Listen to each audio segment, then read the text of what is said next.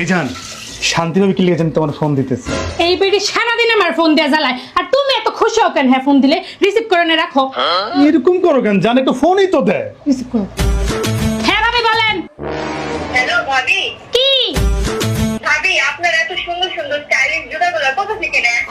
আমি আমার সব জুতা ফুটপাত থেকে নেই, রাস্তা থেকে। কি বলেন, এত সুন্দর সুন্দর জুতা কি ফুটপাতে পাওয়া যায়? ভাইয়া সেদিন বললো আপনি যেখান থেকে জুতা নেন তারা নাকি জুতা নষ্ট হয়ে গেলে রিপ্লেস করে দেয়।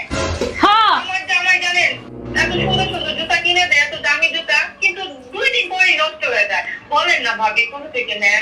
হ্যাঁ, আপনার ভাই কইলো আর আপনি বিশ্বাস করলেন না? পৃথিবীতে এমন কোন জুতার দোকান আছে জেনে রিপ্লেস করে দেয়?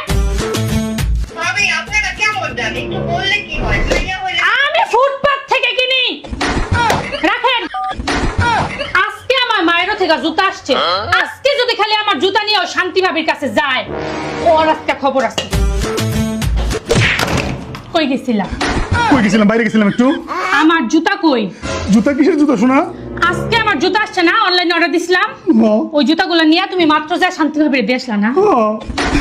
তোমার কত বড় সাহস, কত বড় সাহস! এই মুহূর্তে আমার জুতা নিয়ে এসো যাও। জান আর আমি জুতা কোথা থেকে কিনি সব ইনফরমেশন দিয়ে আসছো। মাইরো থেকে জুতা নাও। 3 মাসের মধ্যে কোনো সিরাই গেলে রিপ্লেস দেয়, এর সব কয়ে দিছি জুতা। তুমি আমার জামাই না হ্যাঁ জামাই, এটা আমার বুঝতে অনেক কষ্ট লাগে। এই মুহূর্তে আমার জুতা নিয়ে এসো যাও। অনেক কষ্ট করে পছন্দ করে কিনছি, জুতা নিয়ে তারপর বাসা আসবা। যাও।